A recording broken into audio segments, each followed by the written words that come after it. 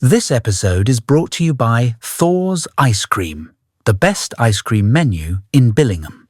Find them at the rink on game days and pick from their range of amazing desserts including the Biscoff brownie and the famous whippy trays, with a choice of amazing toppings.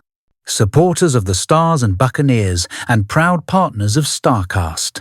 Find Thor's Ice Cream on social media.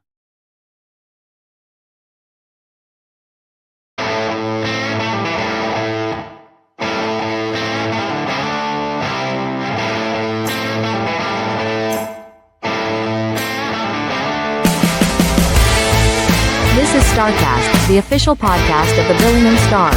Watch and listen for the latest news from the Big Red Machine.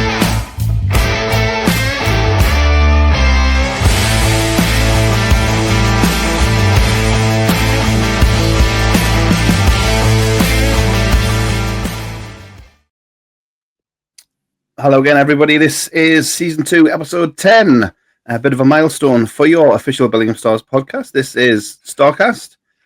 Delighted to be joined by our usual co-hosts for this week's episode.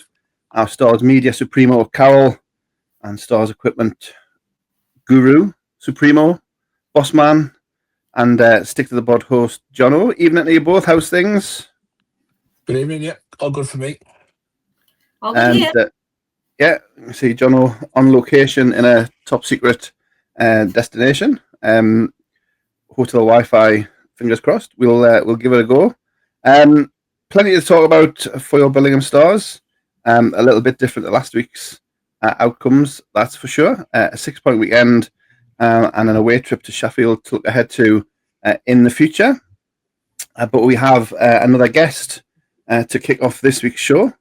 And it's someone we've talked about a couple of times previously. And we've managed to do the deal. His people talk to our people. And we have in our waiting room, delighted to have from the Widnes Wild, it's Luca Tessadri. Luca, thank you for joining us here on STARCAST. No, thank you for having me. It's much appreciated. Thank you. Pleasure is all ours. Obviously, off and running with the Widnes Wild this season. How's things, before we get into the specifics of the weekend, how's things going this year, Widnes? A much improved Wild from last year, we'd say? Oh, yeah, for sure, definitely. The team's improved from a lot from last year. We've changed half the squad. We've brought in a load of kids who are proven. A lot of two-ways. Brought some old guys back and the usual, and then they brought me back. Luckily, thank you, Widnes, for letting me back. But all in all, much improved. If you look at the table, we sit 6th, 7th, I want to say. So, yeah, better than 9th where they finished last year, really. Yeah. And yourself, you enjoying the kind of the responsibility or pressure? I don't know if you look at it as being a number one. Yeah, I enjoy it. I mean, all throughout me being a junior and like when I first stepped into seniors, I was luckily picked as number one for the teams I played with, and then jump over to Leeds, and it's you share the games and you've got two ways. See you later, Jono. But it's good to finally get a few games in now, and playing for the whole season is just a really nice feeling and something I've missed for a long time. Yeah. Carol, you were there on Saturday. Do you want to have a chat with Luca about Saturday's game? Yeah, first of all, I think we should both give a little wave to Anthony Russell because we got you on the pod first. Hi, Anthony. Hi, Anthony. Obviously you had a little bit of time away from the sport.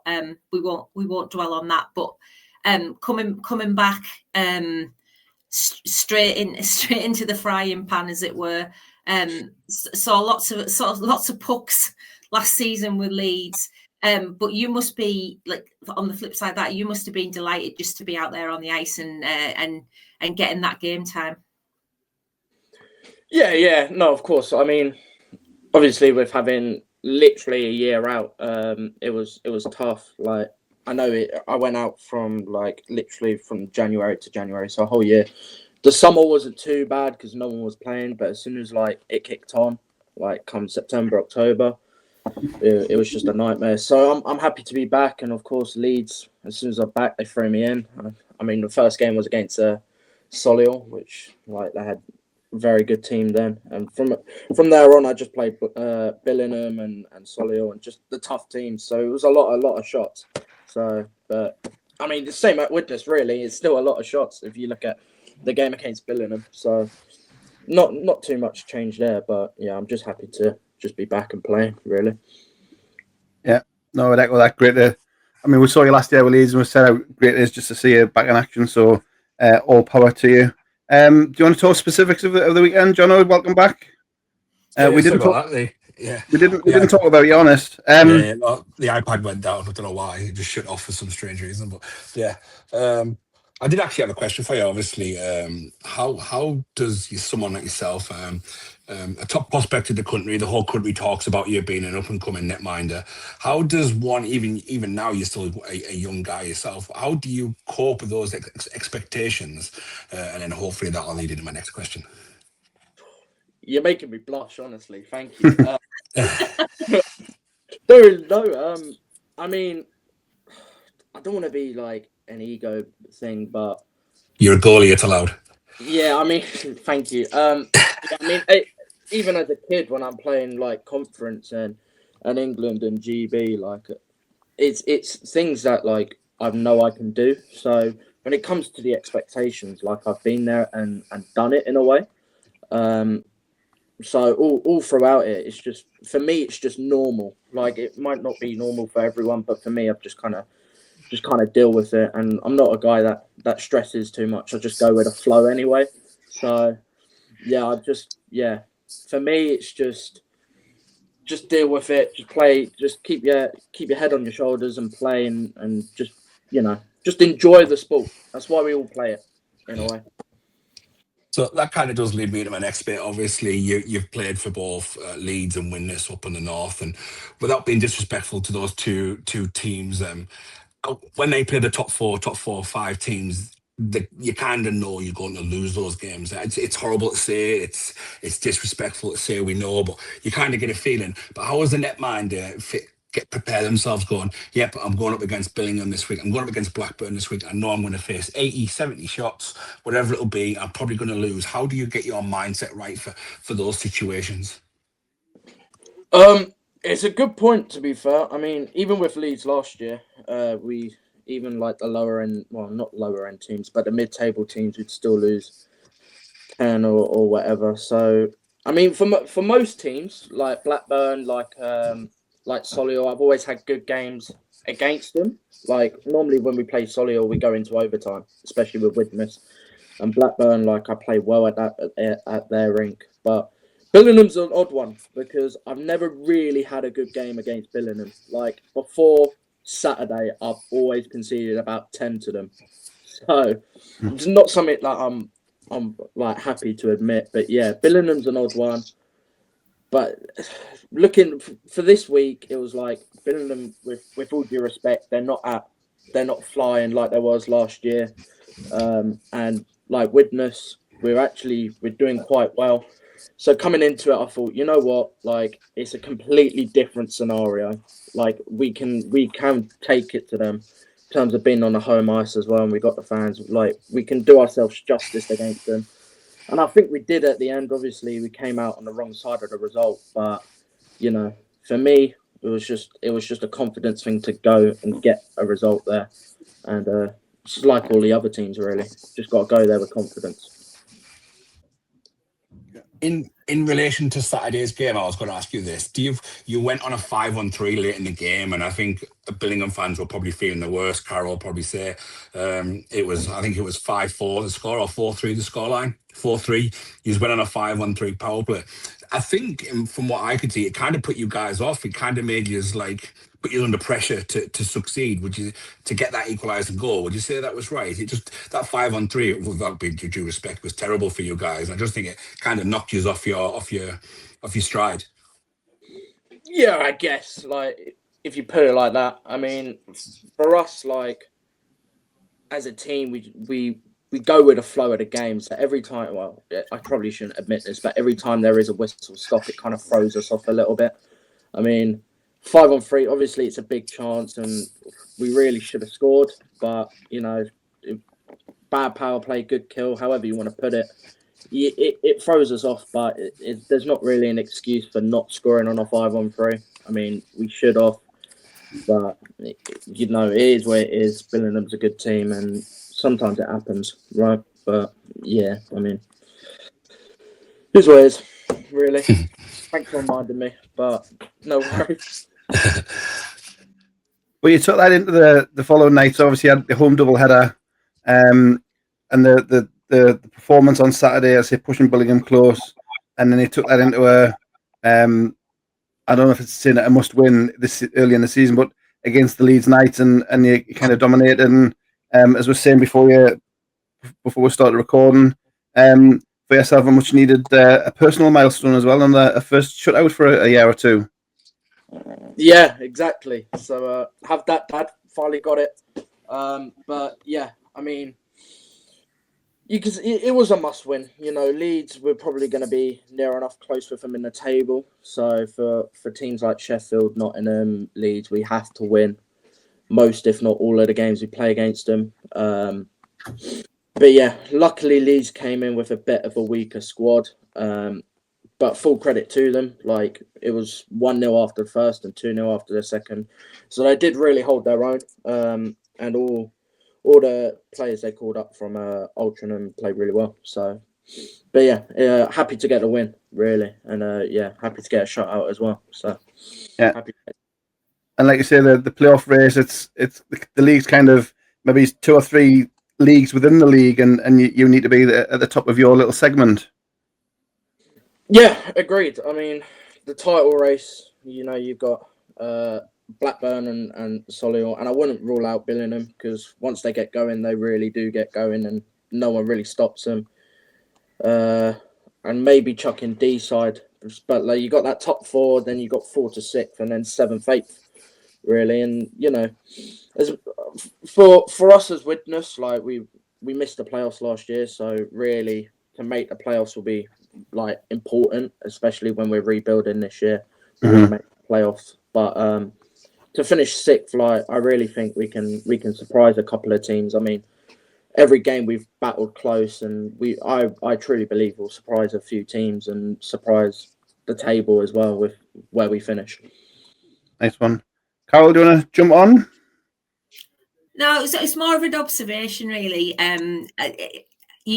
You said about you've never really put in a good performance against Billingham, and I think your body language on Saturday was certainly much better, because the last time I think we saw you was in the playoff series with Leeds, and when we were at Leeds, I just remember you looking over at the bench at one point and going, "No, I don't want to do this anymore." Yeah, I remember that game actually really well, because I remember going into the change room, because Leeds 2 like get changed in an opposite change room to where the Knights team is, and I went into a Knights team, and I'm pretty sure I just smashed that room up. I was so angry, like the stick was broken, bins flying everywhere. But yeah, I remember that game. We were 1-0 up after the first period as well, and yeah, after the second we were like 6-1 down, and I just wanted to go home. Really, I just wanted to go home and play Football Manager after that period. Yeah, I mean, yeah, it happened. But It does. Yeah. I'll try and improve on my body language so it doesn't give it away next time. I think at the time, to be fair, you just conceded a 9th or 10th, and it was literally just the look over at the bench and nah.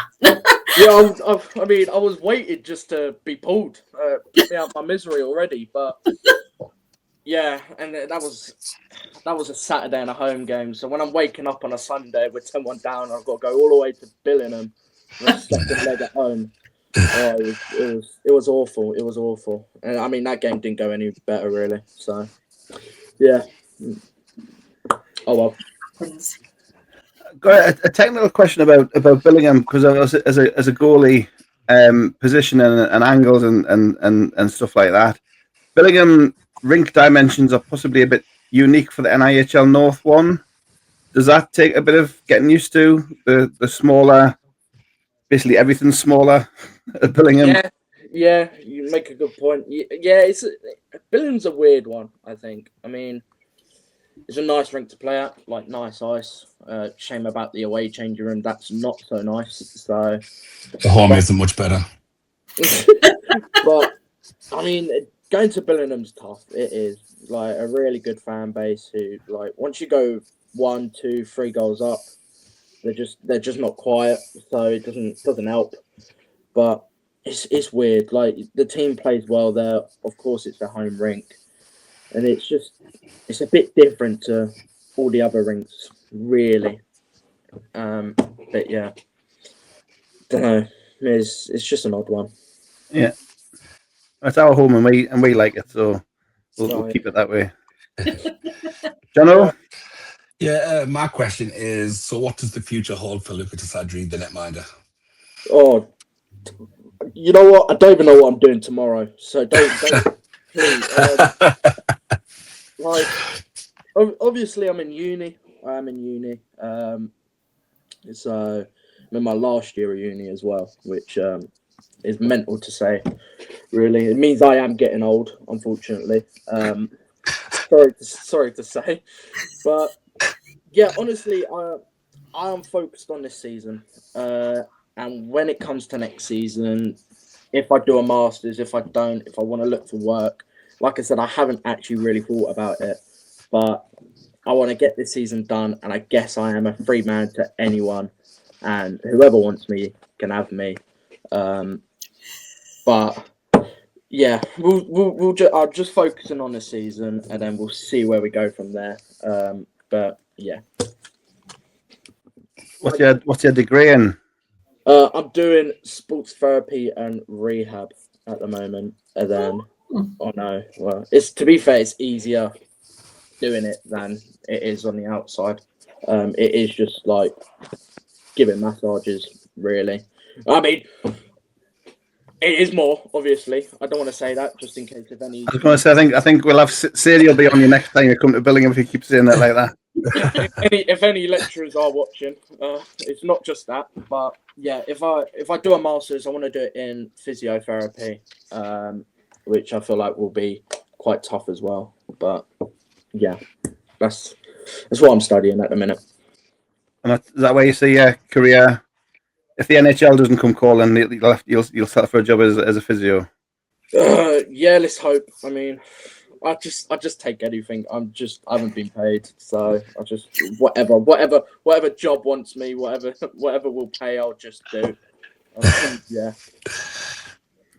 But I've got another one. But Carol, you got anything? No, I'm good. I'm just looking forward to you coming up to our place. It's not that long away, is it? Is it December? Have I got that right? I think it's December. I think it is. It's the home double header, I think, isn't it?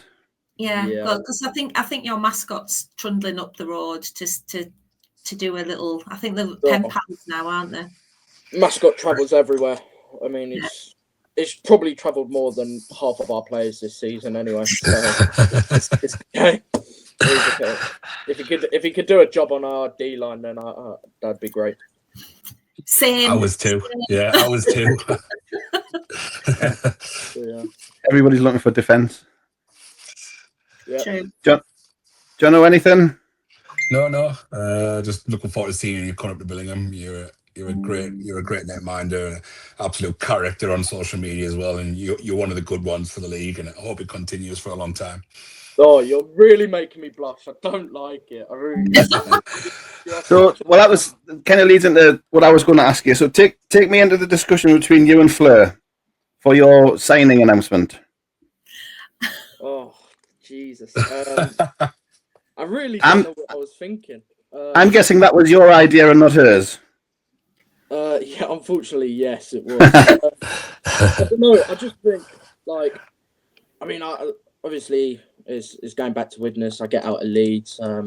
I get a bit of fun back because Leeds is obviously it's quite a professional setup anyway. So I thought, as much as I want to try and be professional, and I am at some points, don't get me wrong, I wanted just to put something out, make people laugh, get a few eyes on the club as well. So, I mean, I remember because I filmed out my girlfriend's.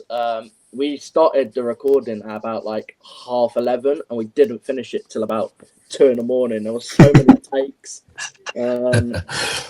We went for a can of deodorant, so we kind of just gassed the dog a bit, just breathing for oxygen. But yeah, it's just wanted it perfect. That's what I wanted. Yeah. No, it was great. As John says, it's great to have you as a goalie, but as a personality in the division as well. So, it's great to see you back in action. We mean that, even as an opponent. It's great to have you back in the league, Luca. So, much appreciated you jumping on. We'll see you in December, as the fixture list says. Yeah. But wish you all the very best for the rest of the season with the Widnes Wild. Thank you very Except much. when you play the Billingham Stars. And we'll see you in those in that postseason. I'll bring you all Christmas presents. Don't worry. Cheers, pal. See you soon, eh? Thanks for having me. Thank you. Pleasure. Thank Cheers, you. Luca. Thank you. See you, buddy. Catch you later on. And he's gone. Can we have him on every week? I think we should have him as a guest spot every week. Yeah. He's brilliant. I'm sure he wouldn't be amenable. He'd be amenable to that, yes. But thanks to Luca for jumping on. We'll take a quick break and then we'll talk about the weekend's action, which was a win in Widnes, a home win on Sunday for the Billingham Stars, and we'll look ahead to the weekend with a one-game travel to Sheffield. We'll be back in a moment. This is your official StarCast from the Billingham Stars. This episode is brought to you by Thor's Ice Cream, the best ice cream menu in Billingham.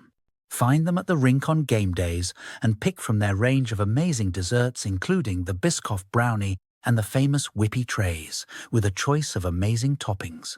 Supporters of the Stars and Buccaneers and proud partners of STARCAST. Find Thor's Ice Cream on social media.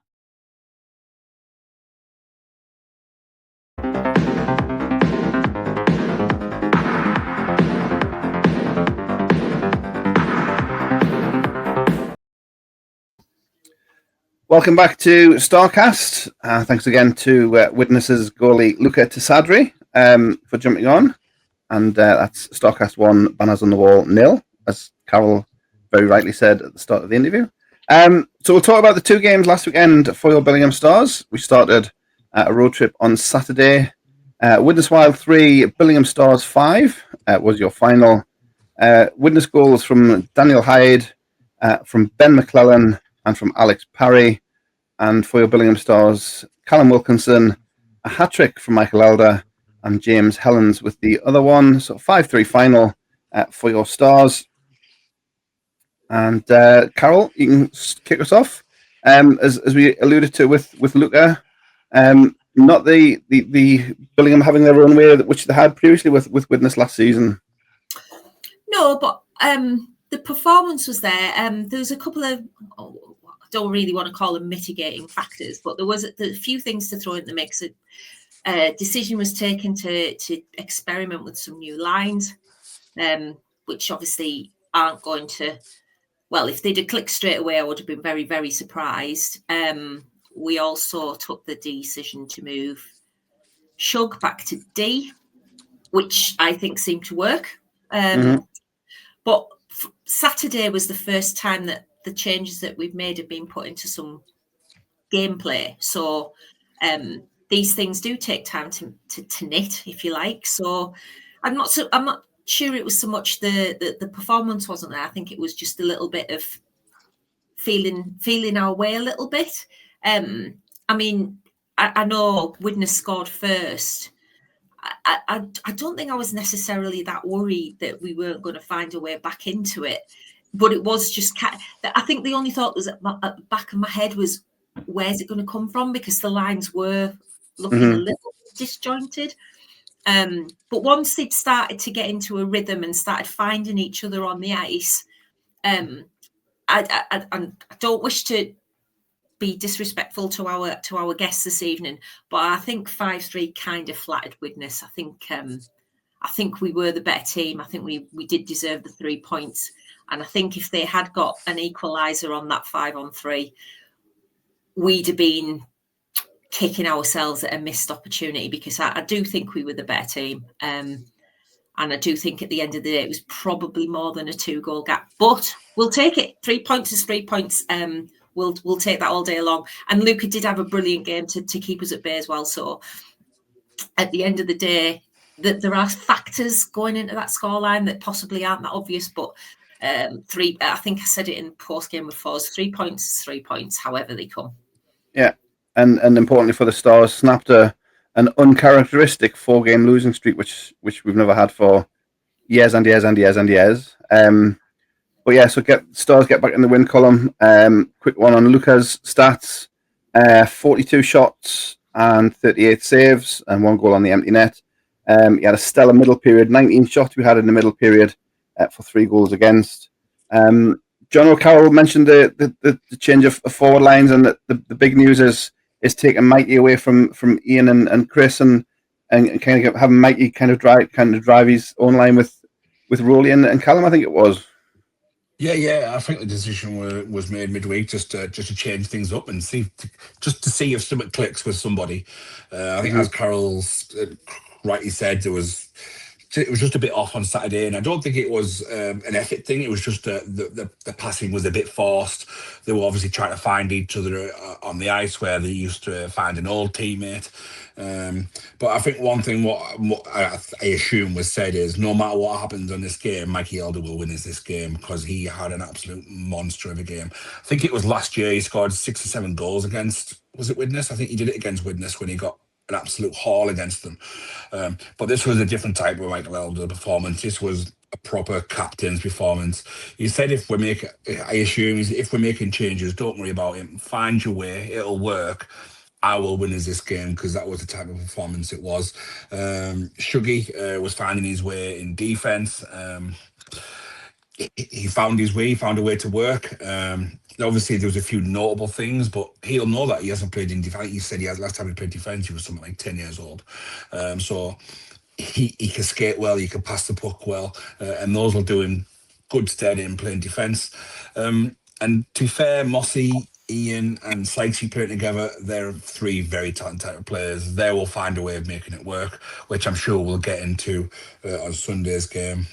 Mm-hmm. And Rowley, Mikey and Wilco again. Mikey just seems to have put that line on his shoulders on Saturday and drove them forward.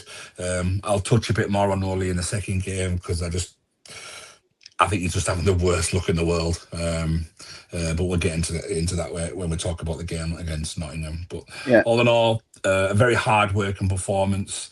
We knew there was changes, so it wasn't going to be smooth. But I think we also have to give a lot of credit to Widnes. They're not the flashiest teams. They're certainly 100% better than they were last year. Just having 3 or 4 lines will help that. But they're an absolute hard-working team. They're not going to beat you with flashy skill. They're not going to beat you with fancy players or fancy systems. They're just going to take good old-fashioned hard work and take it to you with good old hard work. And if you don't work as hard as they do, they will claim a scalp. And it's good to see. And the one thing that good old-fashioned hard work will do is, and we've seen it for years at the Forum, is the fans buy into that. So I think Widnes are probably going to something good there with this type of system that they're going to play. I think the crowd will grow there, and they'll become a formidable team over the next couple of years. You have to stick to it, and teams like ourselves will have to match that. Yeah, no, 100%. I say it was, as I said, it was good to see Widnes kind of bouncing back from last year's results, which obviously went not for their plan at all. Carol, you mentioned Shug, and I think we're talking on Sunday with Foz as well. It gave the Stars 3 defensive pairs, which is key for, instead of having one guy rotate all the time. So the defense were able to get into some sort of rhythm as well, which showed on Saturday, but perhaps even more so on Sunday as well. Yeah, I mean, Jono said it earlier, it did take a little bit of time just to adjust to gameplay. But we've done this before, remember. We have converted forwards into D-men quite successfully in the past.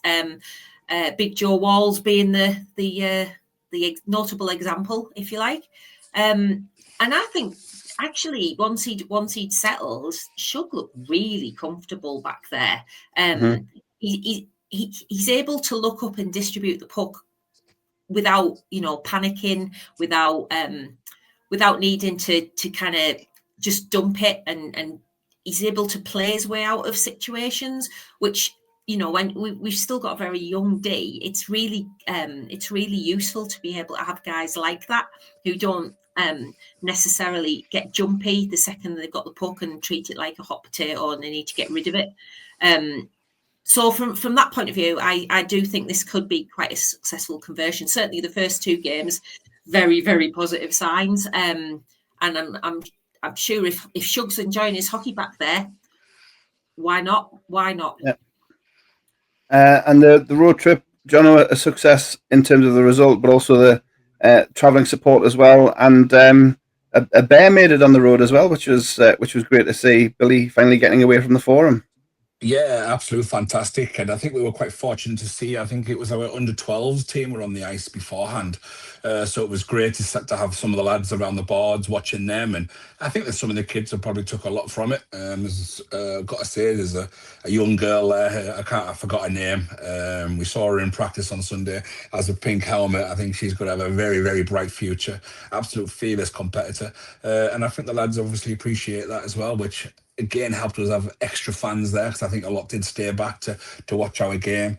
But on the whole, I think there must have been 60, 70 of us there on Saturday. It was pretty much a full block, a very full block. And yeah, like I say, it wasn't the most skillful, free-flowing game, but they've got a game of two teams working very, very hard to and battle for the 3 points, and we came out on the right side of it. And obviously the bear, Billy is... Well, I think he's been an absolute sensation. Everyone loves him. Everyone gets a cuddle. Everyone gets a little dance with him. And yeah, he's been an absolute great signing for the sports club. Yeah, no, brilliant. It was good to see the photos were fantastic as well from Saturday night down at Widnes. So all power to Billy and the supporters club for doing that. And the lads getting the job done on the ice as well. So a win on Saturday night at 5-3. Which meant so the Stars brought it back a home game on Sunday, back in the comforts of the Forum Ice Arena, and the Nottingham Lions. As it was our last game before Remembrance Weekend, we had our traditional Remembrance ceremony. Simple but classic, and I think beautifully observed. We got some great. Scott got a couple of fantastic images through the players as well, lined around the centre circle. So. Beautifully observed from the players and the fans as well. Paid our respects, and then the players went about their business. And it was kind of Nottingham Lions. Jono, their mantra is never going to change. They're going to give the players the chance to play as soon as they're old enough, good enough. Matt and Gloss will kind of put them in, and they'll give them their chance. And they'll, with the likes of Rushby, as we saw, occasionally they'll get a gem. Yeah. I think, to be fair to Lions, they'll probably produce 5 or 6 over the last year or two, and probably Alex Rushby is kind of like the last one off the rank as such. The others have all gone into pastures new, playing National League as well, not just playing NIHL North anywhere else, off to play National League, and it's going to be the same for Alex Rushby. I believe he's already in with Peterborough. Yeah. Peterborough, he's already in with Peterborough, and I think it'll be a matter of time until he's a regular there. And the Lions will bring their fresh batch through, as Matt Bradbury's starting to do now. You know what you get with them. They're going to play the same way. He keeps doing what he does Matt Bradbury at Nottingham. He's no mug with bringing juniors through. His record will be as good as anyone's in the country for bringing young talent through. And he's just on his next batch now, and that's just the way it goes for that organisation. They will have rough moments, they'll have smooth, tough moments, but they'll also have some good moments. And they could have very much upset the apple cart on Sunday, but for what it was, Billingham were very much on it on Sunday and punished the very youthful side that is the Lions. Yeah. We talked about it just before there, Carol, on Saturday's review, the tweak of the lines. We kind of saw the lines start to gel 24 hours later. Sykes and Brown with their new line mate, James Moss, and goals and points aplenty for that line.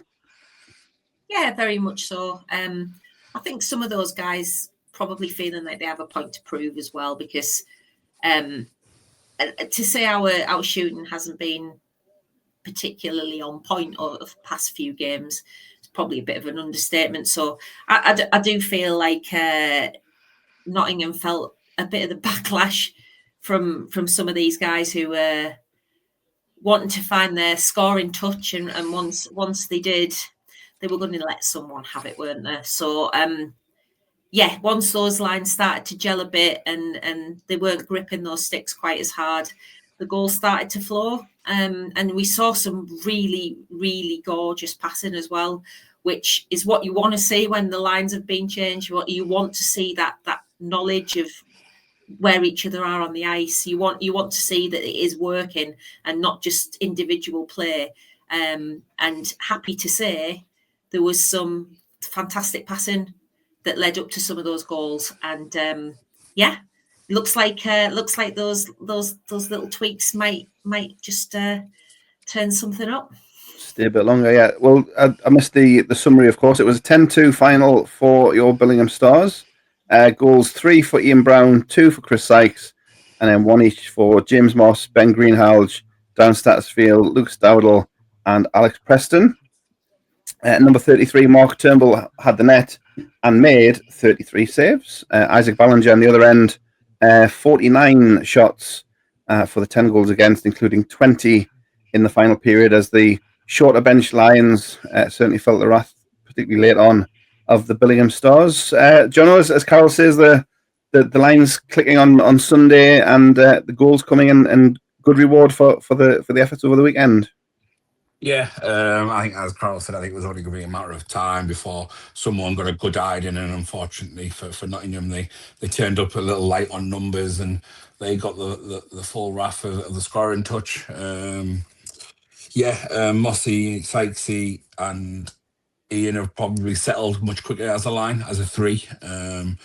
Obviously, Ian and Sykesy played together for a few years now, and Mossy's skillful and talented enough just to slot right in with them two and carry on the way they're playing. A bit more work to be done with Mikey, Rowley, and with Cal.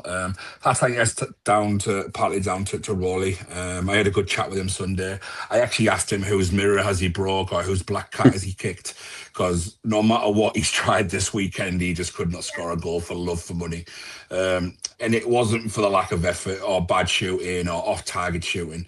It just didn't happen for him. So he's definitely upset someone in the hockey gods world. I hope he's put that to right this week with whoever it is, because once he'll start clicking, it'll certainly make Mikey's and Carl's life a lot easier. And then you've got the Lucas boys running riot on the third line. There's so much speed. Lucas Dowdle and Lucas Campion. He's been a good fit. He's fit straight in. Them two have hit it off straight away, and I think we saw both nights, to be honest, Saturday and Sunday.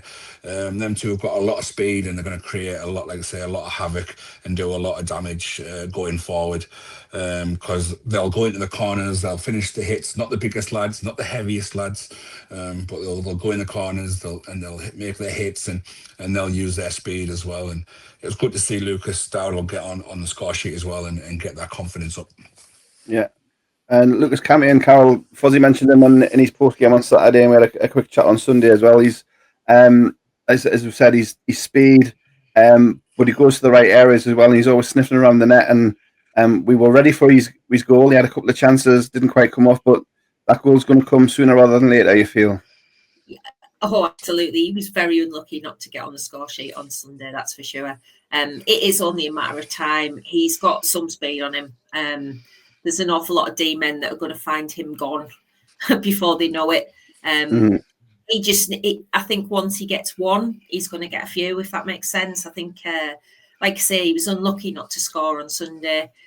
He's obviously still finding his way with not just a new line for him, but a new club. So, but he looks like he's been there for weeks and weeks rather than just a week. So, it's a matter of time, really. It's only a matter of time, and we're gonna be able to use his brand spanking new goal graphic that was done on the fly on Sunday, because I was absolutely convinced he was going to score. But it won't be too much longer before we get to use it. Yeah, no, 100%.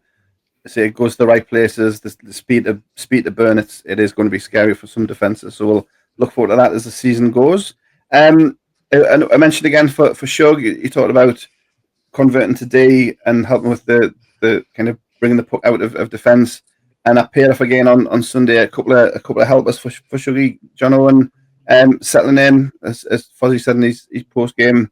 Yes, he needs to skate backwards, but he's helping us go forwards, which is a bit of a strange mix of metaphors, but going backwards to skate forwards, and yeah, you know what I mean. Sugar's settling in, and he's helping out with the apples as well. Yeah, absolutely. He's got good composure on the puck, as Shuggy. Even from playing third line, he's always carried the puck very, very well. He's always been a threat to moving the puck forward in the offensive zone. Doesn't score masses of goals and points, so I don't think that's going to upset him too much by moving back into D. Like I say, he doesn't skate backwards much, but if his role is to carry the puck forward, a bit like Tommy Spraggan did for us last season, someone who can carry from around the back of the our net and through the neutral zone into the offensive zone. A very good skater is Shuggy, a very good puck handler, so he's certainly someone who could live up that bill. Yeah, and talk for scoring from the back, Carol. Ben showed it doesn't all have to be thunder from the back. You can have a nice little wrist shot floated into the net, and he's converting from the blue line again as well, which is good to see. Yeah, well, we all know what damage Ben can inflict from the blue line. But yeah, a little bit of a different one this Sunday. But good to see him back on the score sheet, and I'm sure it won't be too much longer before we see the return of the Thunder goal. So yeah. It's PG rated, isn't it? This podcast. I have to be careful. Yeah. A quick one on Nottingham. We mentioned obviously their talent on the top line. Rushby and Croston and Toby Fisher, their top line. Alex Rushby scored early in the second. It's his 18th of the season already. But an important one for the Stars. Responded straight away with a couple of goals in the next couple of minutes. But we've always said Rushby, but that top line is going to have to do a lot of work for the Lions this year as they bring on, as John says, this next generation, Carol. Yeah, I think we spoke about this when we spoke about Solihull last week. Having a great top line is obviously a bonus, but at the end of the day, you can overwork that top line, and it doesn't necessarily pay all the dividends that you want it to. And young as he is, that's an awful lot for Alex and his line mates to carry. And I think we saw a bit of that on Sunday in the third period, a little bit of tiredness. But give him the space. And we saw on Sunday what he can do. You don't have to give him much space, and he's going to score. He's an absolute talent. And yes, he's going to have to do an awful lot of work this season. But hopefully that gets him even more in the shop window, and Peterborough look to bring him up a little bit sooner, maybe, because he absolutely deserves it. The kid's 17 years old, and he's so talented, and it is only a matter of time before he makes a step up. So we should probably say to the people listening to this podcast, enjoy him while you can, because he ain't going to be around North One for too much longer, I don't think. Yeah, no, 100%. Anything else on Sunday or the weekend, John or Carol? Anything to bring on? As for Sunday, I just want to say how much I appreciated the Lions' first goal. That was an absolute thunderbolt from Mark's right side, one timer. I think he hit the back of the net before even Mark moved to his post. Great pass.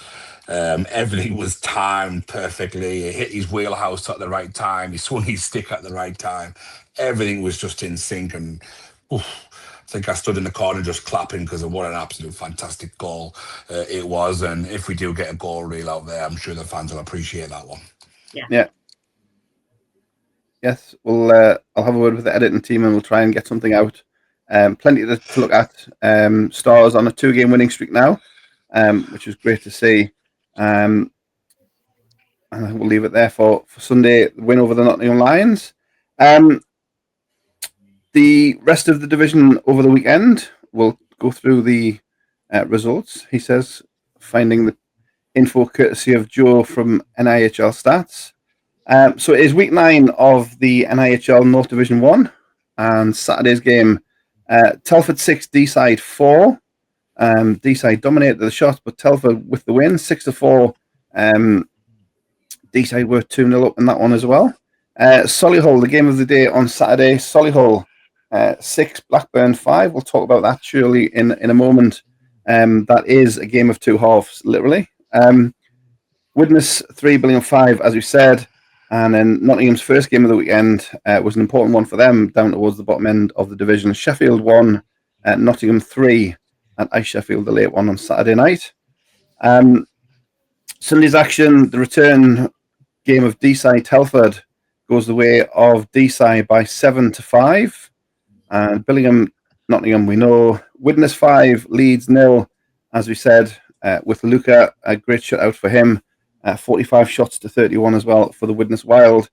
And then the final game at Blackburn finished 9-6. Blackburn over the Sheffield Scimitars. 71 shots for the Blackburn Hawks. Just 16 for the Scimitars. But they scored 6 times from those 18 shots. Go figure. You do the math, as they say. Carol, your thoughts on the results of the weekend? Oh, it's got quite a lot of standout games this weekend, but I'll take the 2 Blackburn games because I'm not entirely sure what to make of those. And I kind of said it on last week's podcast, and I don't want to blow my own trumpet here, but I did say I felt like Solihull might get a result there. So, I mean, I know they nearly chucked it away, but but yeah, I felt that might happen in terms of Solihull getting the result, and Blackburn letting up 6 goals on Saturday, and then letting on another 6 goals on Sunday. That even though they got the win, I don't know, something doesn't feel right about Blackburn's defence. If there's going to be an Achilles heel, if they're going to charge for all these trophies like they said they're going to.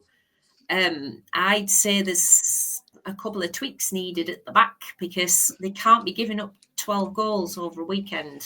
That's not going to help, really. Really surprised by the shot count in the Sunday game. That would suggest somebody between the pipes had a bit of a horror show on Sunday, but nonetheless they did get the points. But a very surprising result for me on Sunday, and perhaps even more surprising than the Saturday result, which I did think Solihull might squeak anyway. But an interesting weekend for Blackburn, I think, is how I would sum that up. Yeah, I'll go through the details of the Saturday game in a minute. John, your thoughts before we go into the finer details? I'm not shocked by any of the results. Maybe the scorelines. Obviously, the news came out on Saturday that I think the Barons were 4-0 up at one point, and then we heard it was 5-all. And I did get a message after the game off a few Barons people saying I was actually right. That's the best they've played in 5 or 6 years. So I do feel vindicated with that, even though I did say that they wouldn't lay a glove on Blackburn unless they played the best hockey of their lives. But they said they probably played twice as good as they did against Billingham the weekend before, which was being required, and that tells you that being 4-0 up for it to go back to 5-5, Blackburn just won't lay down. Scoreline Sunday suggests something wasn't right. Whether it was the game the night before took it out of them. I believe it was Trapman's in goal on the Sunday. Whether he just wasn't on it, wasn't focused, I don't know. Who knows? Maybe we'll find out this Sunday. Maybe Sheffield have turned a corner and scoring goals for fun now. But as for the results, nothing really shocked me. I know Telford got a result over D-side at the weekend. Not shocked by that. But no, pretty much everything as you would expect with the form of the league. I mean, it's becoming a thing for. Go back to Blackburn in a second, but you mentioned Telford D-side. It's becoming a bit of a worrying thing for D-side to lose the away game on a Saturday and then have to recover the home game. As I mean, I had them in the top 4, but if you're going to split weekends like that, that's not. I know that sounds twee coming from a club who's just gone over 500 record, but if you're going to split weekends, that's not title form, is it? No way. No. Yeah. Go. I was just going to say, it seems to be that we say the same thing every week, because Deeside seem to have a lot of home and homes as well, which is quite funny. But you can't. The inconsistency is probably very concerning for their coaching team, because, as you say, you can't just chuck away the away fixture every weekend and claw it back at home. That's not how championships are won. That's not how you're going to put a run together for either the cup or the playoffs either, because they're all home and home. So I don't know, it just seems a bit odd. It's almost like they need the kick of the Saturday defeat to get a result on Sunday. It's just something a bit off there. Yeah. And so the Solihull Blackburn on Saturday. Yeah, 4-0 to Solihull after just under 13 minutes. 2 for Landsbergs, Brandon Adderton and Nicholas Otterson. And then Blackburn slowly started to come back. 4-2 they made it. 5-2, Solihull trying to put the distance again. But then Barnes, Pollett and McKinney, it was 5-all just after 52 minutes. And then Otterson, almost an instant response, 30-odd seconds later, he had the 6-5 goal. And that's all she wrote there. Sunday, like you say, in terms of possession and chances, 71 shots to 18. Should only have meant one thing, but Nick Winters doing Nick Winters things as only he can. Nick Strappin's 6 goals on 18 shots, possibly not what the Hawks were looking for.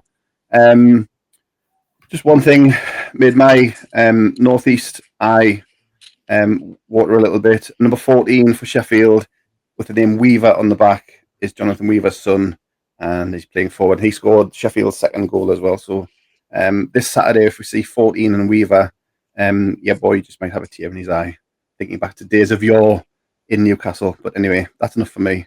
Anything else on the results before we quickly go to the tables? No, just congrats to Luca, tonight's guest on the shutout on Sunday. Well done.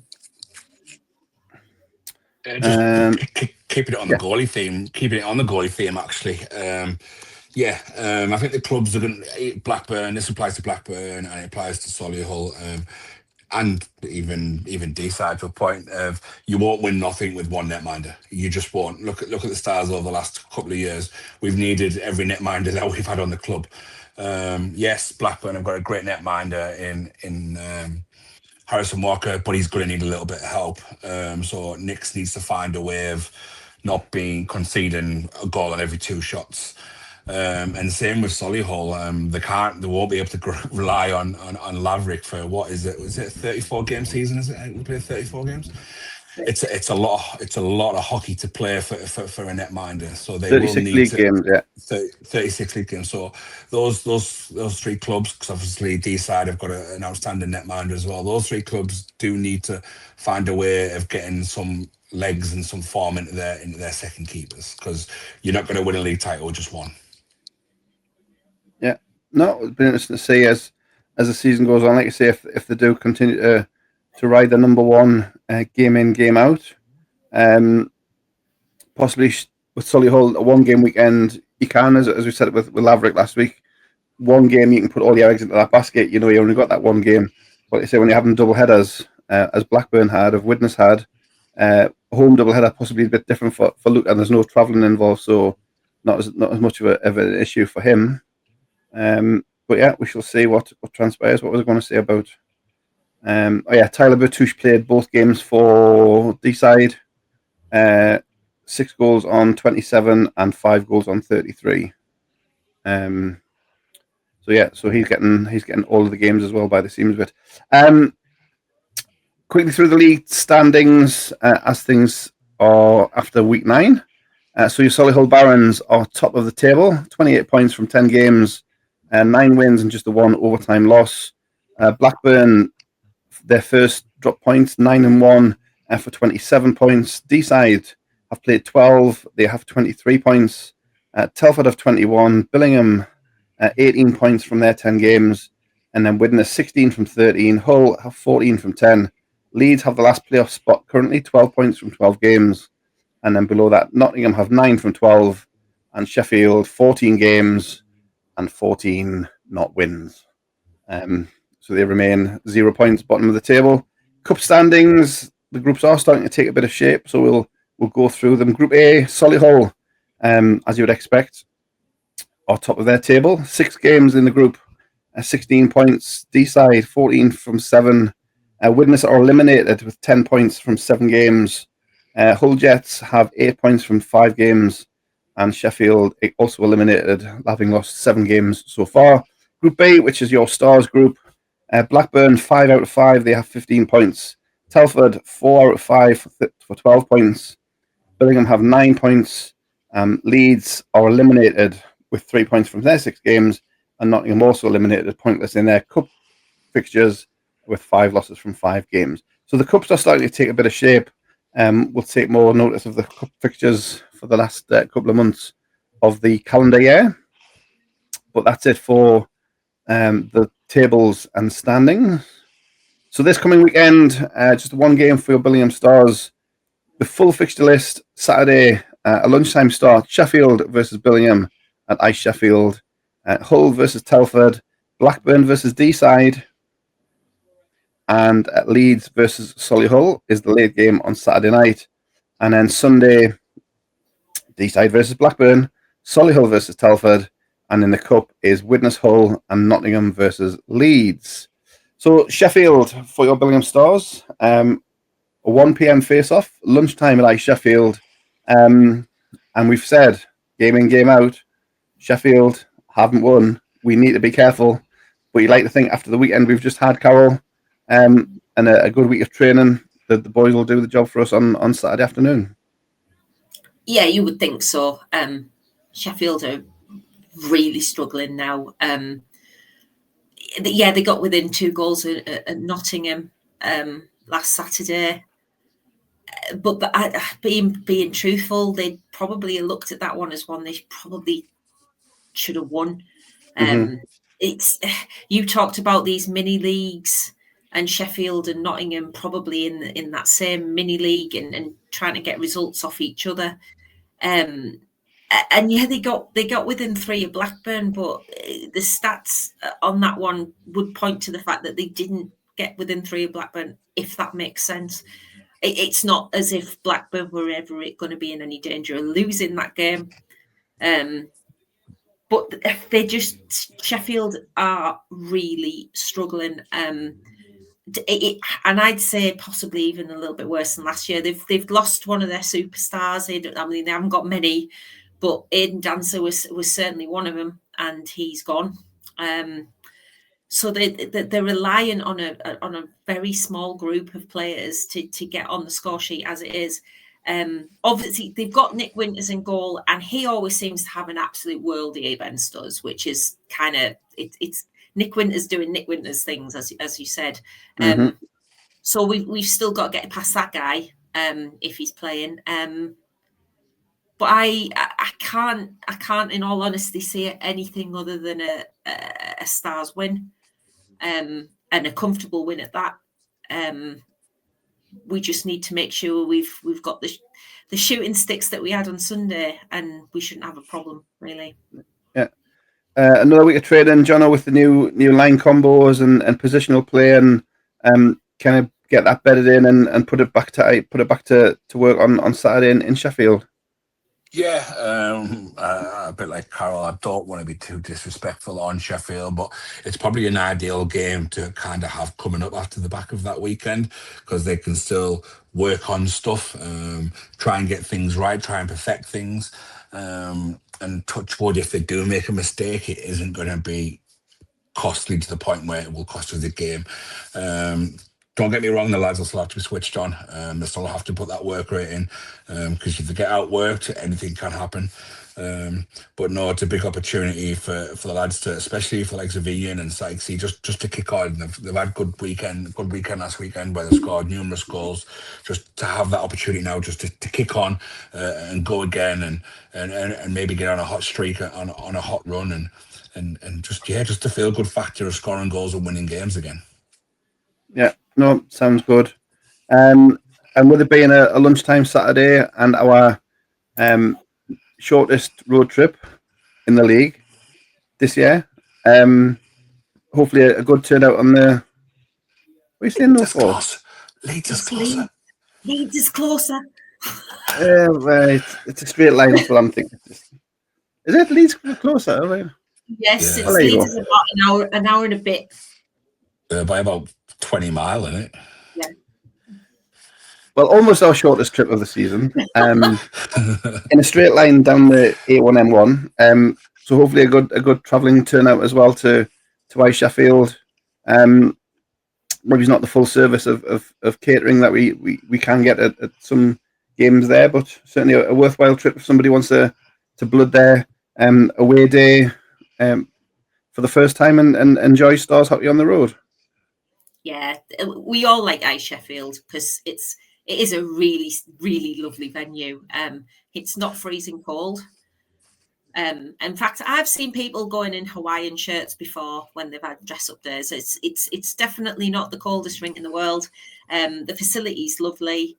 Yeah, we don't get the Steel Dogs rink food anymore, but it's a small price to pay. Obviously, we've got very fond memories of playoff weekend there. Yeah, there's no reason not to go. It's not like Solihull where we're finding excuses. You don't need excuses to go to Sheffield. It's really nice. Yeah, it's a 1 o'clock start. Game should be done by 3:30 and be out back on the road by 4 o'clock. And you can still enjoy the afternoon at home. So it's a perfect road trip from that respect. And Jono, from the supporters club point of view, keep building the away fans, which you've done over the last few years as well. Yeah, I mean, it's a great trip for away fans. You can make a day of it as a family, especially with it being a 1 o'clock face-off as well. And I don't know, the Steelers or the Steel Dogs might even be on later that day if you wanted to hang around. You can head into Sheffield, do some shopping, go to Meadow Hall. There's a big IKEA if you really wanted to. So it's a great day. Sports club encourage everybody to get on there. I know a lot of lifts get offered about, so if you do have spaces in your car, do offer it out, because I'm sure other Stars fans want to make the journey as well.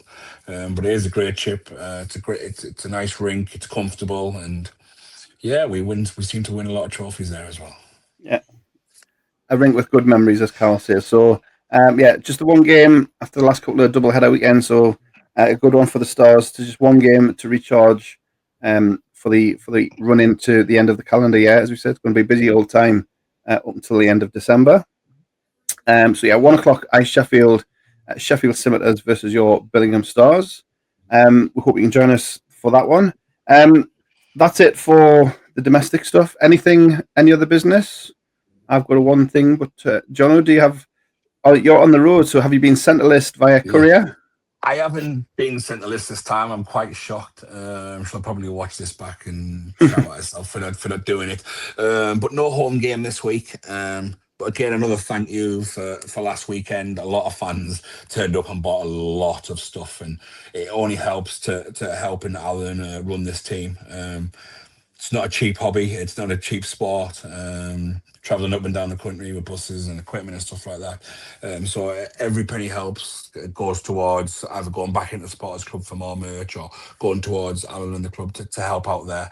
No home game this weekend, but we do have our Christmas raffle going. £300 top prize this year. Which I think is a good effort from the gang to get that on. So if you want your Christmas raffle tickets, do get in touch. If you want anything ordering, like socky tops, we have the red, white and black ones this year. You can get it in multiple colours. and pucks. We have the usual stuff: pucks, key rings, and things like that. So if there's anything you want ordering in terms of clothing, do get in touch. And obviously for your Christmas raffle tickets. If not, the table will be there ready, raring for the next home game. Perfect. Carol, anything from you? Yeah, I'd just like to thank our new listeners that have outed themselves on social media.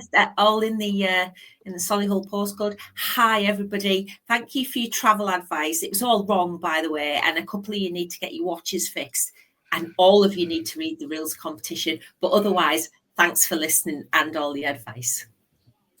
I never did quite manage to get the 3 Grumpy Northerners t-shirts done in time for this week's episode. No. 15 minutes is 15 minutes, not 6. Yeah. Like I say, the watches need fixing. I don't know, maybe. Yeah. Well, and if you want to take photos of the team warming up through the net and then kind of slide it on social media, who are you spying on? Anyway, that's a different thing. Yeah, we'll take it into consideration next time we book our next bus, but I'm pretty sure it'll still be 12 o'clock. All listeners welcome. This is a everybody welcome podcast. However you choose to consume it, or if you get somebody to send you clips the day after, that's fine as well, as long as you listen and give us a rating and a review and send some feedback. A couple of bits from me just before we wrap up. Not our division as such, but some interesting games this weekend for a Great Britain team in international action. Very much a developmental Great Britain team heading to Poland for their 14 tournament, and they play Thursday, Friday, Saturday. They play Slovenia, they play Italy, and they finish off against Poland. A couple of regulars, but very much some NIHL focused players looking at the next development of Great Britain players. As I say, the Elite League don't have a pause this weekend, so Pete Russell having to take a very much a younger development team. So good luck at Great Britain this weekend. And we mentioned our remembrance ceremony last weekend at the game. Billingham will also be represented this weekend at the Cenotaph in Billingham at the town's ceremony on Sunday. So that's fantastic for the club to be involved in that, and paying our respects to those people from the town who paid the ultimate sacrifice. That's ending on a bit of a downer, but it had to be said. Thank you for everybody for listening. Thank you to Carol and Jono as usual, and to our guest at the top of the show, Luca Tessadri. Great to have Luca on. As a project in the making for a while, but great to have him on finally, and great to have him back in hockey, as we said. We'll be back next week to talk about the Sheffield game and look ahead to another doubleheader for your Billingham Stars. But now, thanks to everybody for listening. If you've been watching online or listening or downloading, however you consume your STARCAST, we are very grateful. Any likes, shares, ratings, reviews, that sort of thing, for all that internet goodness. But for now, from everybody here at STARCAST, we'll see you next week, and bye for now. Thank you for watching and listening to STARCAST. Follow us on social media and remember to subscribe and leave a review on your podcast platform.